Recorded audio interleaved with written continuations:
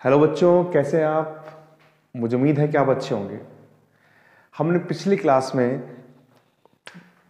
Part number 4 मानव विकास पर बात की थी और हम आपको मानव विकास की यात्रा पर लेकर चल रहे हैं। मानव विकास में हमने मानव के विकास के विभिन्न पक्षों के बारे में अध्ययन किया था और पाठ की जो मूल थीम है उसके बारे में बात की थी कि विकास का प्राय केवल ये नहीं है कि कोई व्यक्ति या कोई समाज है अगर धन के रूप से अच्छे सुदृढ़ हो, अगर अर्थव्यवस्था के रूप से अच्छा हो, लेकिन वहाँ पर शिक्षा नहीं हो, स्वास्थ्य नहीं हो, तो वो व्यक्ति या वो समाज या वो परिवार विकास के दायरे में नहीं आएगा। हमने इस बारे में चर्चा की थी। हमने महबूबुल हक के बारे में बात की जिन्होंने मानव विकास अवधारणा को प्रतिपादित किया, पाकिस्तान के। उन्होंने बताया कि विकल्पों में वृद्धि करना ही विकास है। हमने अमर्त्य सेन की बात की जिन्होंने कहा कि स्वतंत्रता में वृद्धि होना ही विकास है। हमने इन तथ्यों पर बात की। आज हम बात करेंगे मानव विकास के 4 पिल्लर यानी मानव विकास के स्तंभ। देखिए, मानव विकास जो है अगर हम बात करें तो 4 स्तंभों पर टिका हुआ है। मैं एक छोटे से उदाहरण से आपसे बात करना चाहूंगा कि अगर मैं क्लास में पढ़ा रहा हूं और क्लास में अगर 40 बच्चे पढ़ रहे हैं तो बताइए कि मेरी पढ़ाई का मतलब या उस विकास या बच्चों का जो विकास होगा वो कब होगा? जब वो 40 के 40 बच्चे हैं उनका समान विकास हो। तो यानी पहला जो पिलर है वो है समता। इसके बारे में बात करेंगे हम। आप समझिए, समता यानी उन 40 बच्चों तक मुझे बिना भेदभाव के, बिना लिंग भेदभाव के, बिना किसी सामाजिक भेदभाव के सबको बराबर अध्ययन कराना है। ये मेरा पहला एक स्तंभ होगा, मानव विकास का स्तंभ, मानव विकास के स्तंभ। दूसरा क्या होगा? सतत पोषणीयता।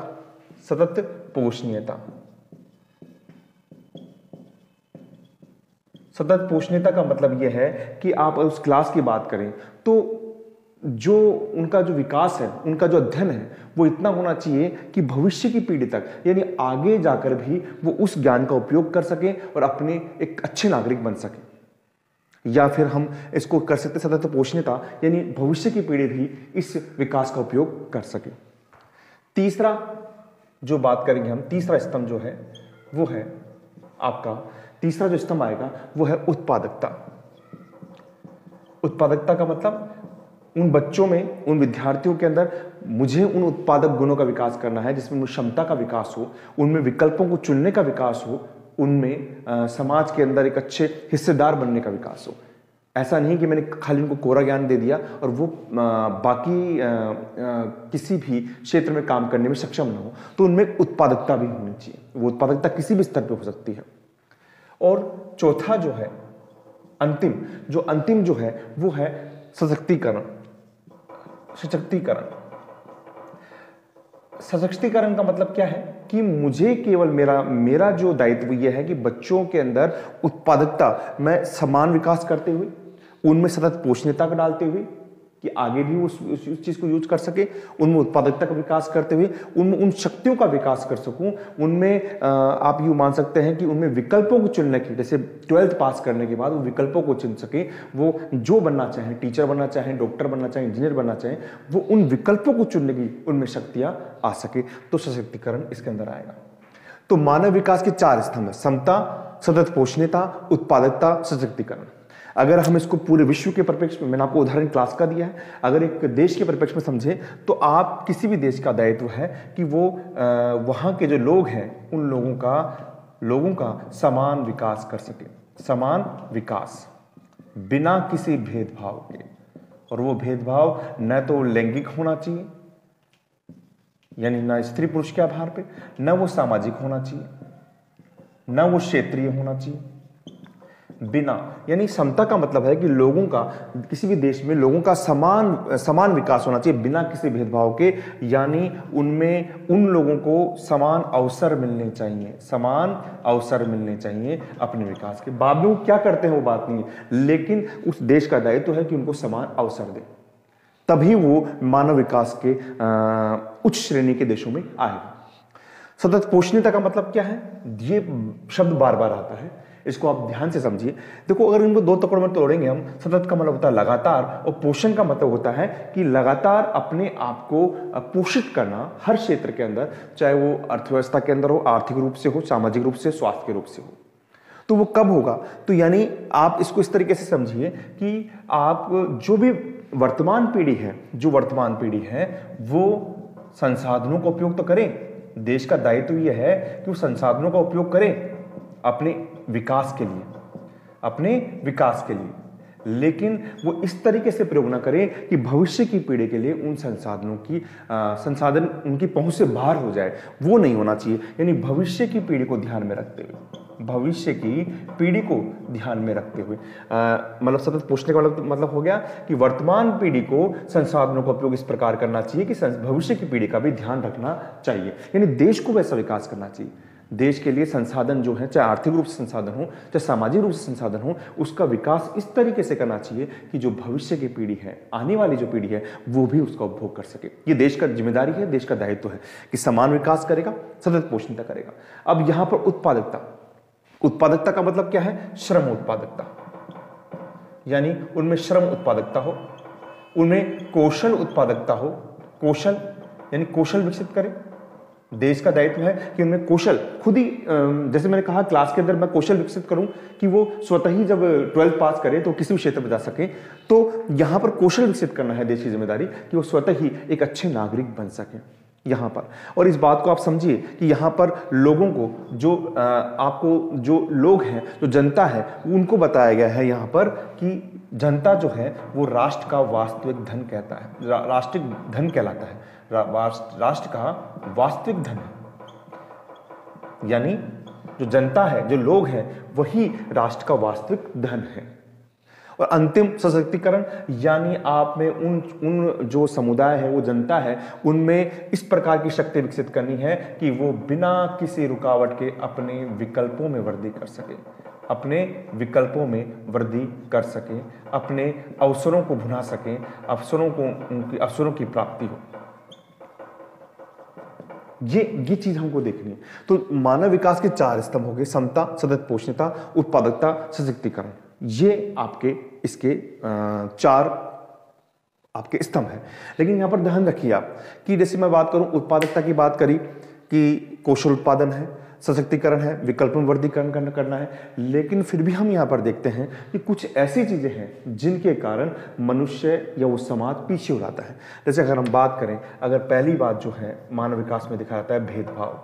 जो भेदभाव होता है, चाहे वो सामाजिक रूप से हो, चाहे वो आर्थिक रूप से हो, चाहे वो आप कह सकते हैं सामाजिक रूप से हो, आर्थिक रूप से हो, स्वास्थ्य के रूप से हो, ये उन लोगों को विकास की दौड़ में पीछे छोड़ देता है। आप एक उदाहरण से समझिए कि अगर बच्चा है, बच्चे को अगर पढ़ाया नहीं गया है तो बड़ा होकर क्या वो डॉक्टर बन पाएगा? तो यानी आपने उससे शिक्षा, सशक्तिकरण के लिए समझिए, आपने उसमें उतनी शक्ति उत्पन्न नहीं करी, शिक्षा उसको नहीं दी, तो उसके आगे के विकल्प स्वतः ही समाप्त हो गए हैं। अब वो आगे जाकर एक अच्छा डॉक्टर या कुछ भी पद पर नहीं जा पाएगा। अगर एक गरीब व्यक्ति है जिसके पास पैसा नहीं है, जैसे अपने आर्थिक की बात करी, पैसा नहीं है, तो वो अच्छी स्वास्थ्य सुविधा नहीं ले पाएगा। यानी गरीबी के कारण उसके विकल्पों में वृद्धि नहीं है, विकल्पों में कमी हो गई है। तो ये क्या है? जो भेदभाव है, सामाजिक भेदभाव है, ये मानव विकास को कम करता है। आप समझ रहे होंगे। अब हम इसमें आगे जो पढ़ेंगे, आगे जो है वो है मानव विकास के उपागम। मानव विकास के उपागम क्या है? उपागम का आप समझेंगे कि इसको टूल्स कह सकते हैं, यानी आप उसको ऐसे समझ सकते हैं कि मानव विकास किन किन बिंदुओं से आगे बढ़ता हुआ अब तक वर्तमान में पहुंचा है। तो पहला है मानव विकास का उपागम। आपने अभी मानव विकास के स्तंभ पढ़े, अब है मानव विकास के उपागम। तो देखिए, इसकी भी आप बात कर सकते हैं। अगर हम एक चार्ट बनाएं तो इसके भी 4 उपागम है। पहला जो उपागम है वो है आय उपागम।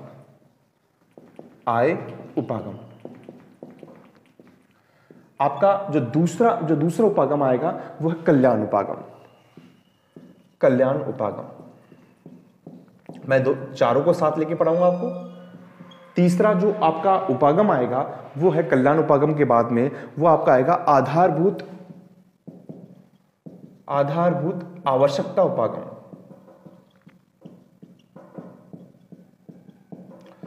ये पहला हो गया, प्रथम, ये हो गया द्वितीय, ये हो गया तीसरा, और आपका जो अंतिम जो चौथा जो आएगा वो है क्षमता उपागम। क्षमता उपागम।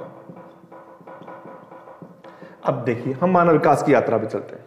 सबसे पहले अगर शुरुआत की बात करें, अगर प्राचीन अपन जैसे किसी भी देश समाज की निर्माण होता है और शुरुआत से बात करें तो हमने देखा है कि हमारे पास में जो परिवार या जो समाज पैसे के स्तर पर अच्छा रहा था, उसको समाज में एक विशेष दर्जा दिया गया था। उसे माना गया था कि ये परिवार बहुत ही सुदृढ़ है और विकसित है।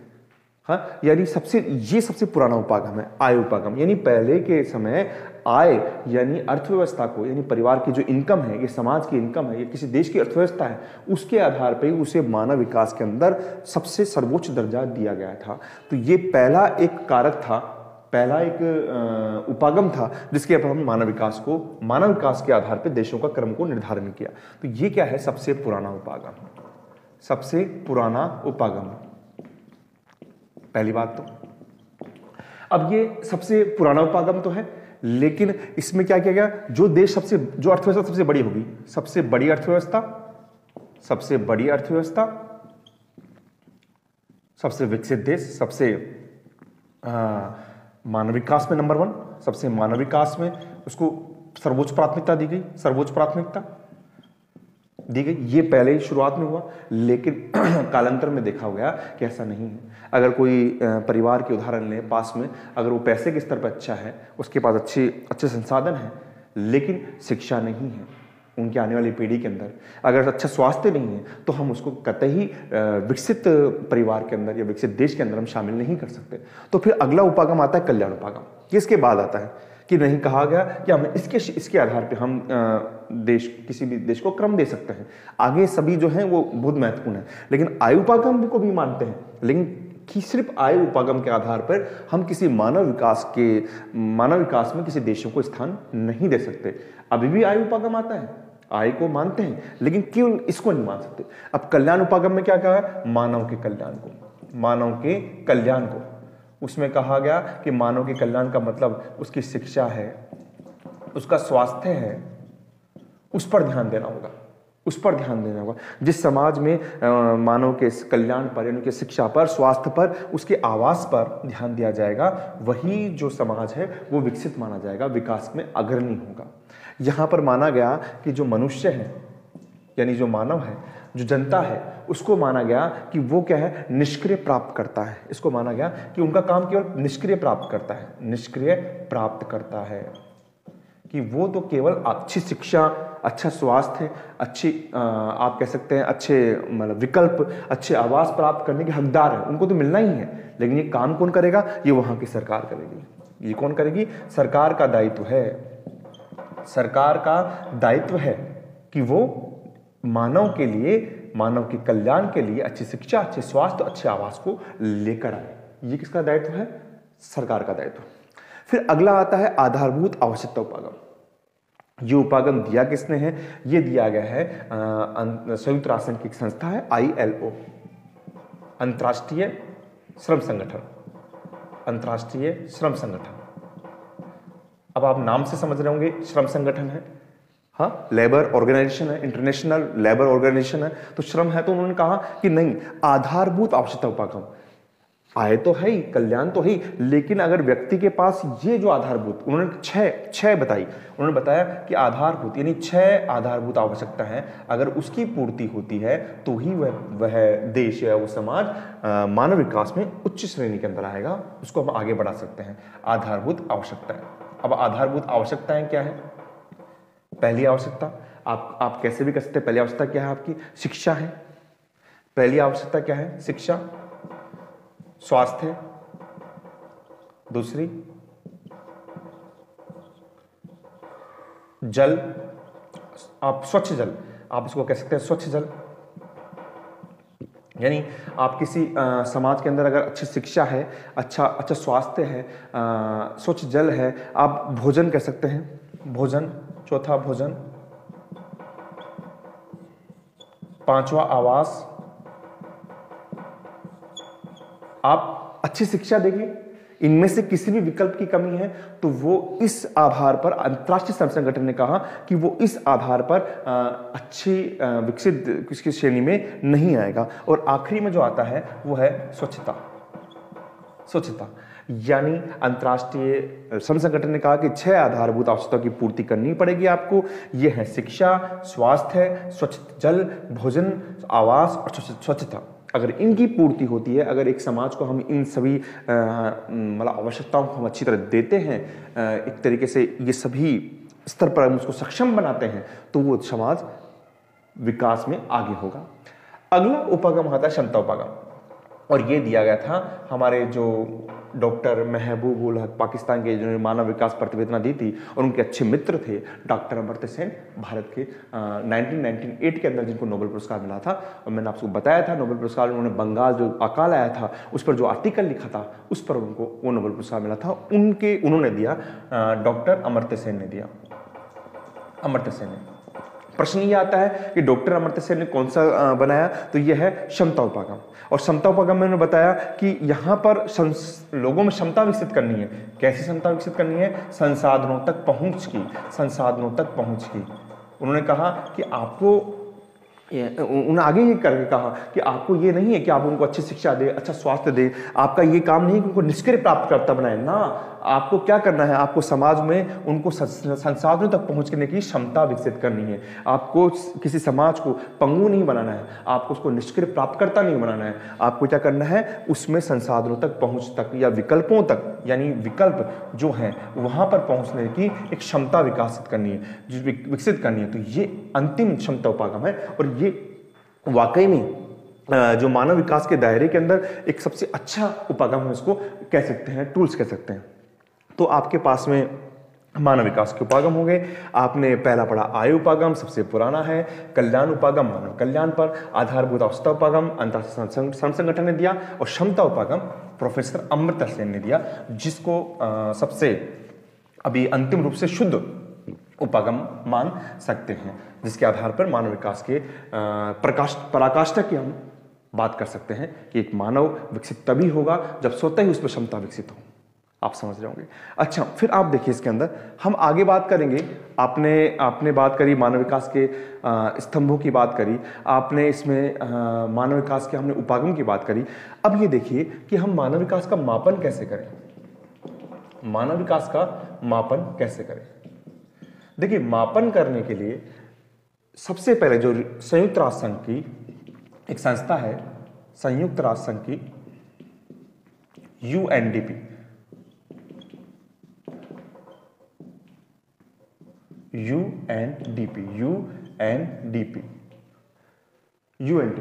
इन्होंने क्या किया, ये 1990 से प्रतिवर्ष मानव विकास प्रतिवेदन जारी करती है। मानव विकास प्रतिवेदन जारी करती है। मानव विकास प्रतिवेदन जारी करती है। प्रतिवेदन जारी करती है। और इसमें कुछ जो इन्होंने कुछ एक तरीके से कह सकते हैं मापन के कुछ बिंदु बनाए, उसके आधार पे इन्होंने कहा कि हम क्या करेंगे, प्रतिवर्ष क्या करेंगे, HDI रिपोर्ट जारी करेंगे। HDI रिपोर्ट जारी करेंगे, यानी H यानी ह्यूमन डेवलपमेंट इंडेक्स।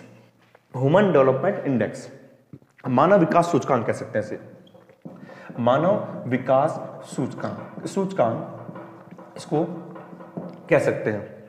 उन्होंने कहा कि हम HDI रिपोर्ट जारी करेंगे। और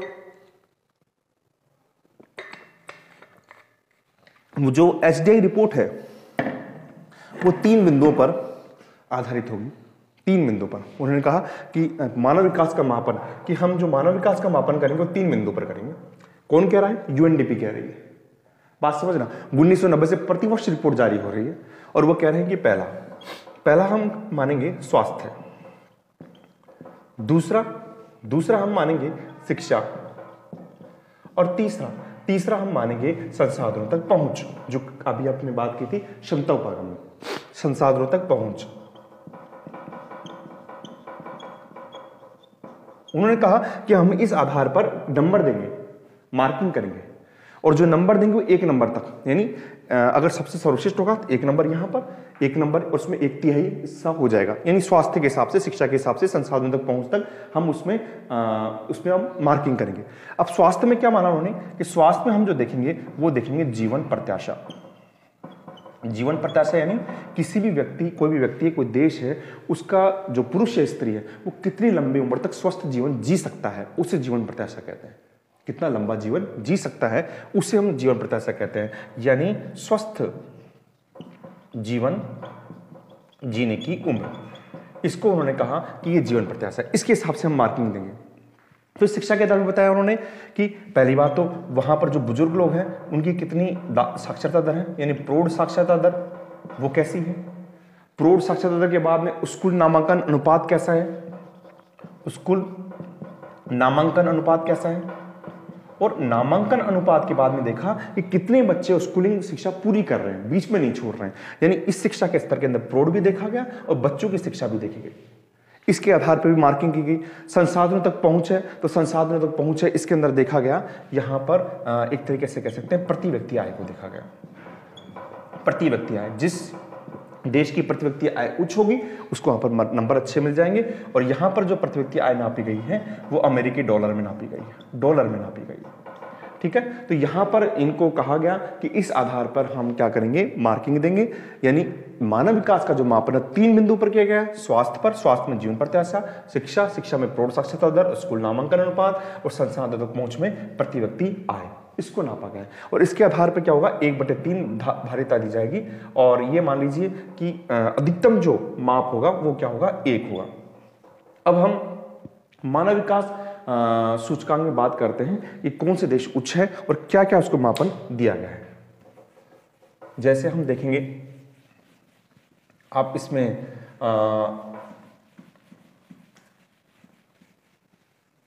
ये भी समझ सकते हैं, इसके अंदर आप ये भी देख सकते हैं कि आप मानव विकास जो सूचकांक है इसके अंदर जो सर्वोच्च, जो उच्च है वो माना गया है अति उच्च। 4 क्रमों में बांटा गया है देशों को, 4 क्रमों में बांटा गया है, 4 उसमें बांटा गया है देशों को, श्रेणियों में बांटा गया है। पहला जो है, मतलब इन मार्किंग के आधार पे, तीनों मापनों के आधार पे जो पहली है वो है अति उच्च, अति उच्च, और इसमें माना गया है आप मानिए 0.8, यानी 0.8 से ऊपर। अधिकतम कितनी होगी आपको बता दिया मैं, अधिकतम जो मार्किंग है वो 1 होगी। समझिए आप, शिक्षा को कितनी मिल सकती है अधिकतम, 1/3। स्वास्थ्य को कितनी मिल सकती है, 1/3, और आपके संसाधन तक पहुंच तक कितनी मिल सकती है, 1/3। तीनों को सम करेंगे, पूरे अगर ये पूरे नंबर मिलते हैं तो कितना होगा इसका सम, जोड़ेंगे तो कितना होगा, 1 होगा, तो अधिकतम 1 मिलेगा। लेकिन इनका अति उच्च 0.8 से ऊपर जो आ जाएंगे वो उसको अति उच्च में शामिल किया गया है, और ये जो देशों की संख्या है वो है वर्तमान में 59। और ये जो रिपोर्ट है, ये मानव विकास जो SDI रिपोर्ट है 2018 के आधार पर, किसके आधार पर, HDI की 2018 की रिपोर्ट के आधार पर अति उच्च जो श्रेणी के देश हैं उसमें 0.8 से ऊपर जो सूचकांक मिला है 59 देश है। ये देश वो हैं, हम बात कर सकते हैं जो देश यूरोपियन कंट्री के अंदर थे, हम यूं भी बात कर सकते हैं ये देश ऐसे भी हैं जिनके सामाजिक संगठन पर, यानी सामाजिक खंड है, शिक्षा है, स्वास्थ्य पर अधिक से अधिक खर्च किया गया है, और जो पहले ही बाकी देशों से बहुत आगे थे। इनमें अगर हम बात करें, इन्होंने बताया 10 देशों की सूची दी है, अगर हम बात करें पहले नंबर पर जो आता है वो है नॉर्वे, दूसरे नंबर पर जो इसमें आएगा वो है स्विट्जरलैंड,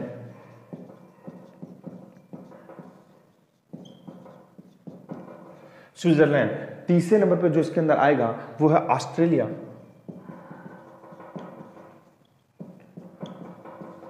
चौथे नंबर पे इसमें जो आएगा वो है आयरलैंड,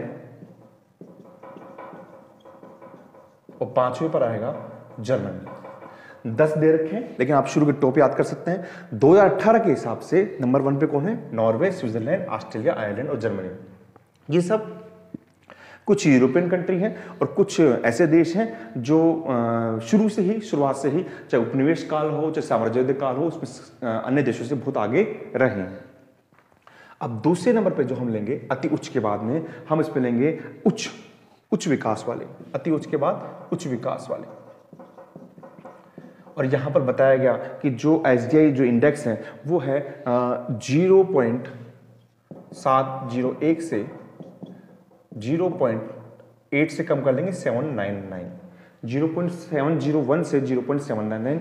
और यहाँ पर बताया कि यहाँ पर 53 देश शामिल है, 59 यहाँ पर है, 53 है। आप इसको याद भी कर सकते हैं, 8 से कम करेंगे तो 7.799 आएगा। तो ये एक क्रम दिया गया और इसमें ये बताया गया यहाँ पर कौन से देश शामिल है। यहाँ पर जो है यूरोपियन कंट्री, यूरोपीय देश शामिल है। फ्रांस मान लीजिए आप, पुर्तगाल मान लीजिए आप, ब्रिटेन मान लीजिए आप, ये जो भी हैं वो इसमें शामिल है। यूरोपीय देश के अलावा आपके इसके अंदर जो शामिल हो जाएंगे, यूरोपीय देश के अलावा जो इसमें शामिल होंगे वो हैं औद्योगिकृत पश्चिमी देश। जो पश्चिमी देश हैं, आप अमेरिका को शामिल कर सकते हैं, मैक्सिको को शामिल कर सकते हैं, यानी औद्योगिकृत पश्चिमी देश, औद्योगिकृत पश्चिमी देश। ये देश क्या है, शुरुआत से ही अन्य देशों से क्या है, बहुत आगे रहे। और कुछ गैर यूरोपीय देश भी है इस पे, जो गैर यूरोपीय, जैसे गैर यूरोपीय देश तो आप ऑस्ट्रेलिया यहाँ भी है, ऑस्ट्रेलिया यहाँ पर भी है, बाकी तो आप चाहे नॉर्वे ले, स्विट्जरलैंड ले, सब यूरोपियन कंट्री है, गैर यूरोपीय देश है। और इसमें बताया गया, मानव विकास रिपोर्ट में बताया गया कि यहाँ पर ये देश आगे क्यों हैं, क्योंकि यहाँ पर सबसे ज़्यादा जो खर्च किया गया है वो खर्च किया गया है, जो खर्च किया गया है वो किया गया है सामाजिक खंड पर। और सामाजिक खंड का सीधा सा अभिप्राय है शिक्षा पर खर्च किया गया है, स्वास्थ्य पर खर्च किया गया है, आवास पर खर्च किया गया है, इस पर खर्च किया गया है। और सबसे बेस्ट बात क्या है, बिना सामाजिक भेदभाव के, बिना सामाजिक भेदभाव के, सामाजिक भेदभाव के किया गया, न तो लिंग के आधार पर, न जाति के आधार पर, न समाज के आधार पर। तो ये देश स्वतः ही बाकी देशों से आगे निकल गया। तीसरा मध्यम, तीसरा कौन सा है, मध्यम। और जो मध्यम है वो है आपके 0.5, 0. ये मान लीजिए 550 से 0.700। ये जो नंबर है कोई इतना याद करने का कोई जरूरी नहीं है, लेकिन अगर आंकड़े याद हो जाएंगे तो क्वेश्चन का उत्तर अच्छा बन जाता है। आप कर सकते हैं 0.8 है तो ये 0.799 है, ये 701 है तो ये 7 से स्टार्ट हो रहा है, और 0.550 हो गया, ये मध्यम है। और यहाँ पर जो देशों की संख्या है वो है देखिए 59, 53। अब यहाँ पर से ये मान लीजिए कि 39 आ जाएगा, कितने हैं 39। ये मान लीजिए 3 यहाँ का ले लिया और 9 यहाँ का ले लिया आपने, 3 और 9 39, 59 53 नीचे ले लिया 39, नीचे ले लिया 39, इसका नंबर और इसका नंबर 39, ये देश शामिल है। अब ये देश कौन से शामिल हैं, ये देश वो शामिल है इसके अंदर, आप ये मानिए कि ये देश अभी ये वही देश हैं जिसमें पहले गृह युद्ध चल रहा था, या फिर मान लीजिए सामाजिक अशांति थी। लेकिन अब क्या कर रहे हैं, ये देश अपने आप में सुधार कर रहे हैं अपनी लोक कल्याणकारी नीतियों के कारण, लोक कल्याणकारी नीतियों के कारण, लोक कल्याणकारी नीतियों के कारण ये उसमें सुधार कर रहे हैं। बिना किसी सामाजिक भेदभाव के, बिना किसी सामाजिक भेदभाव के ये देश क्या कर रहे हैं, अपने मानव विकास जो 3 मापन जो बताए थे आपको, शिक्षा बताया था, स्वास्थ्य बताया था, और एक मैंने आपको संसाधनों तक पहुंच बताया था, उसमें ये देश क्या है स्वतः ही आगे बढ़ रहे हैं। और इसमें क्या है, इन्होंने क्या किया है, मतलब इसमें मानव विकास में आगे बढ़ रहे हैं। हाँ, हम ये कह सकते हैं कि प्रारंभ में यहाँ पर भी सामाजिक भेदभाव था, उपद्रव था, अशांति थी, लेकिन उस पर ये आगे बढ़ गए। भारत को आप इसमें शामिल कर सकते हैं। 4th जो आता है वो आता है निम्न, इससे कम लेंगे यहाँ पर 0.550 से, तो 0.559 से 49 से कम, 49 से कम, ठीक है। और यहाँ पर एक कम कर लीजिए, 38 देश हैं। कितने देश हैं, 38 देश हैं। और ये वो छोटे देश हैं, वो देश हैं छोटे जहां पर क्या है, सामाजिक उपद्रव है, अशांति है, सामाजिक उपद्रव है, अशांति है, सामाजिक अस्थिरता है, अकाल है, बीमारियां हैं, उनके कारण ये देश शिक्षा और स्वास्थ्य की जो मैंने आपको बताया था मापन में उनको पूर्ति नहीं कर पा रहे नीचे, लेकिन यही देश बाद में यहीं शामिल हो जाएंगे। मैंने बताया था कि प्रारंभ में इन वाले देशों के अंदर भी सामाजिक उपद्रव अशांति थी, लेकिन उन्होंने लोक कल्याणकारी नीतियों के कारण और बिना किसी सामाजिक भेदभाव की नीतियों के कारण ये देश इसमें शामिल हो गए, और फिर बाद में यहां पर आएंगे, यहां पर आएंगे। तो मानव देशों को मानव विकास रिपोर्ट में 4 श्रेणियों में बांटा गया जे रिपोर्ट में 2018 में। अति उच्च 59 देश हैं, ये नाम आप याद रहेंगे। आपके उच्च विकास वाले हैं आपके जिसमें यूरोपियन कंट्री आ जाएगी सारी। आपके थर्ड है मध्यम वाले जिसमें लोक कल्याणकारी नीति है, और निम्न है लास्ट में। मैं आपको इन देशों के भी बताना चाहूंगा कि नक्शे पर कहां पर है, एक बार आपको थोड़ा सा नॉलेज होनी चाहिए। जैसे हम बात करें नॉर्वे की, तो नॉर्वे तो अपने स्कैंडिनेवियन जो देश हैं, आपको मैंने प्रारंभ में बताया था कि आपके जो स्कैंडिनेवियन देश हैं 3 देशों के समूह से बना हुआ है, नॉर्वे, फिनलैंड और स्वीडन। इसके तीनों को मिलकर बना हुआ है। तो देखिए आप यहां पर ये रहा नॉर्वे, ये नॉर्वे है यूरोपियन कंट्री में। दूसरा हमने लिया स्विट्जरलैंड है आपके यहां पर, फ्रांस से टच में है, ये स्विट्जरलैंड है, यूरोपियन कंट्री की बात कर रहा हूं मैं आपकी। फिर थर्ड आपका आता है ऑस्ट्रेलिया आपका ये रहा, जो एक महाद्वीप भी है और एक देश भी है। ऑस्ट्रेलिया के बाद में आयरलैंड आएगा आपका यहां पर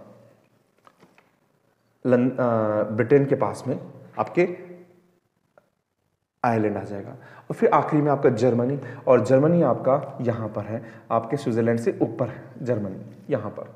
ठीक है, आप इसको नक्शे में देखिए। मैं आपसे पहले भी कहता रहा हूं कि अगर कोई भी देश का नाम आए तो पहले उसको आपको नक्शे में देखना चाहिए, जिससे आप उसमें अच्छी तरह आप उसमें आगे कर सकें।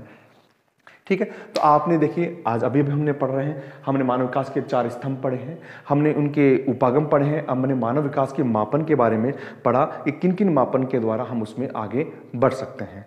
अच्छा, एक बात मैं और करना चाहूंगा इसके अंदर कि मानव विकास जो सूचकांक है यानी यूएनडीपी है, वो मानव विकास सूचकांक के साथ में एक सूचकांक को और जारी करता है। जैसे मैंने आपको बताया कि यूएनडीपी है वो 1990 से मानव विकास सूचकांक जारी करता है, मानव विकास सूचकांक जारी करता है। लेकिन इस मानव विकास सूचकांक के साथ में जो ये मानव विकास सूचकांक तो क्या करता है, मानव विकास को बताता है, लेकिन एक और जारी करता है, उसको बोलते हैं मानव गरीबी सूचकांक। क्या कहते हैं उसको, मानव गरीबी सूचकांक। मानव गरीबी सूचकांक ये कौन जारी करता है, ये भी यूएनडीपी करता है, 1990 से कर रहा है, प्रतिवर्ष करता है। अब ये मानव गरीबी सूचकांक जारी करता है, जिसमें ये क्या बताता है, ये मानव विकास में कमी को नापता है। ये तो उसको ज्यादा को नापता है, ये मानव विकास की कमी को नापता है, मानव विकास की कमी को नापता है, कमी को नापता है। और ये बिना आय वाला मापक है, इसमें कुछ आय का तो मतलब नहीं है, तो ये बिना आय, जैसे इसमें तो आय थी, प्रति व्यक्ति आय थी, ये बिना आय वाला मापक है, बिना आय वाला मापक है। अच्छा, अब मानव गरीबी सूचकांक में क्या ना करेगा, ये वहां करेगा कि जहां पर जिस देश में 40 वर्ष से कम जीवन प्रत्याशा हो, 40 वर्ष से कम जीवन प्रत्याशा हो, ये वहां पर उनको शामिल करेगा कि मतलब 40 वर्ष से कम जीवन प्रत्याशा होगी किसी भी, उससे पहले अगर वो व्यक्ति मर जाते हैं बीमारी के कारण कैसे भी, तो वो मानव गरीबी सूचकांक के अंदर हम उसमें उनको शामिल कर लेंगे। जहां पर प्रौढ़ साक्षरता दर भी कम हो, प्रौढ़ साक्षरता दर, ये तो स्वास्थ्य में से आ गया, एक हमने साक्षरता भी पढ़ा था शिक्षा, तो प्रौढ़ साक्षरता दर क्या हो, कम हो। इसके अलावा प्रौढ़ साक्षरता दर के साथ में क्या होगा कि स्वस्थ जल तक पहुंच नहीं हो, स्वच्छ जल तक पहुंच नहीं हो, स्वच्छ जल तक पहुंच नहीं हो। और अल्प भार वाले बच्चे हों, जो लो वेट वाले बच्चे होते हैं, अल्प भार वाले बच्चे हों। अगर यहां पर किसी देश में, जैसे आप ये कर सकते हैं अफ्रीका में, अफ्रीकन जो कंट्री है वहां पर ये समस्या है, तो वहां पर उन्होंने बताया कि हम वहां पर मानव गरीबी सूचकांक जारी करेंगे और उन देशों को हम बताएंगे कि वहां पर मानव विकास कम है। किसके आधार पे, 40 वर्ष के जीवन प्रत्याशा से कम हो यहाँ पर, और साक्षरता दर भी कम हो, स्वच्छ जल तक पहुंच नहीं हो, और अल्प भार वाले बच्चे हों। यहां पर उन्होंने कहा कि हम उसमें इसको शामिल करेंगे। अब इसमें आपके जो अंतिम टॉपिक है वो टॉपिक तो मैं करा चुका हूं, लेकिन उसको दे रखा है तो इसके बारे में बात करें, क्योंकि क्वेश्चन आएगा तो आप वहां पर थोड़ा कंफ्यूज हो जाएंगे। क्वेश्चन ये आता है कि अंतरराष्ट्रीय तुलनाएं, अंतरराष्ट्रीय तुलनाएं कि मानव विकास के आधार पर, मानव विकास के आधार पर अंतरराष्ट्रीय तुलनाएं कीजिए।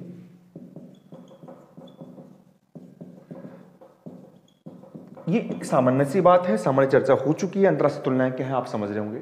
देखिए इसके अंदर हम ये कह सकते हैं कि किसी प्रदेश का जो आकार है या कोई उसकी वहां की प्रति व्यक्ति आय है ज्यादा है। पहला बोध कि अगर हम बात करें उच्च मानव विकास की बात कर रहे हैं, तो हम बात कर रहे हैं कि अगर किसी भी देश का आकार अर्थव्यवस्था का आकार हो, बड़ा हो, प्रति व्यक्ति आय भी ज्यादा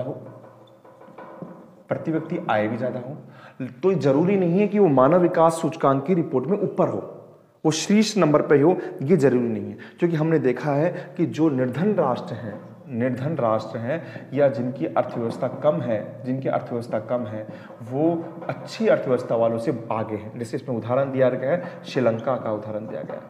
आपके जैसे मान लीजिए बात करें, श्रीलंका है, आपके टोबैको है, ट्रिनिडाद है, ये क्या कर रहे हैं, ये भारत से मानव विकास सूचकांक की रिपोर्ट में ऊपर है, मानव विकास के सूचकांक में ऊपर, वहां पर ऊपर है। यानी आपके ये जो देश है, इनकी अर्थव्यवस्था का आकार भी छोटा है, प्रति व्यक्ति आय भी कम है, लेकिन यहां ऊपर है। क्यों? क्योंकि इन्होंने क्या कर लिया है, बाकी जैसे मान लीजिए शिक्षा है, स्वास्थ्य है, वहां पर यानी यहां पर देश छोटे हैं, तो इन्होंने सामाजिक जो खंड है, सामाजिक खंड पर अच्छा निवेश किया है। एक कमी अपन आगे ही पढ़ेंगे कि अगर कोई देश के पड़ोसी अगर थोड़ी समस्या उत्पन्न करते हो, तो वो देश प्रतिरक्षा पर भी खर्च करता है, तो वो सामाजिक खंड पर कम करता है। भारत की सबसे समस्या है, चीन है, पाकिस्तान है, उसी कारण ये सामाजिक खंड पर भी खर्च करता है, लेकिन प्रतिरक्षा पर, सेना पर भी खर्च करना पड़ता है, इसके कारण थोड़ा पीछे चल जाता है। तो ये एक मानव विकास में अंतर्राष्ट्रीय तुलना हो गई। अंतर्राष्ट्रीय तुलना क्या होगी? एक किसी देश की अर्थव्यवस्था का आकार बड़ा हो या उसकी प्रति व्यक्ति आय ज्यादा हो, तो ये जरूरी नहीं है कि मानव विकास सूचकांक में ऊपर होगा। उदाहरण आप ये दे सकते हैं। दूसरा उदाहरण हम भारत के राज्यों में दे सकते हैं कि अगर प्रति व्यक्ति आय की बात करें, प्रति व्यक्ति आय भारत में पंजाब की और हरियाणा की ज्यादा है, लेकिन फिर भी केरल उनसे मानव विकास सूचकांक में भारत में नंबर 1 पर आता है। मानव विकास सूचकांक में अगर राज्यों की बात करें तो काफी ऊपर है, नंबर 1 पर आता है। क्यों? वही शिक्षा, स्वास्थ्य और सामाजिक संगठन वहां पर अच्छा है, तो इसके कारण ये क्या होता है, केरल ऊपर आता है। तो अंतर्राष्ट्रीय तुलनाओं के अंदर हम ये समझ सकते हैं कि किसी देश के आकार से या उसकी अर्थव्यवस्था से बड़ी होने से या उसमें आय होने से हम उसको हम ऊपर मानव विकास सूचकांक के अंदर हम उसको ऊपर आगे नहीं बता सकते। अच्छा, इसमें क्वेश्चन के हिसाब से आपने समझ लिया अंतर्राष्ट्रीय तुलनाओं में। एक क्वेश्चन ये बन सकता है आपके पास में कि उच्च मानव विकास वाले जो देश हैं उनकी विशेषता बताइए, कैसे उनको अपना उच्च मानव विकास में शामिल कर सकते हैं। उच्च मानव विकास वाले, बड़ा सामान्य से प्रश्न है, आपने पढ़ लिया होगा। मैं बता रहा हूं कि ये देशों की विशेषता यह होगी कि यहां पर सामाजिक सेक्टर में अधिक निवेश हुआ होगा।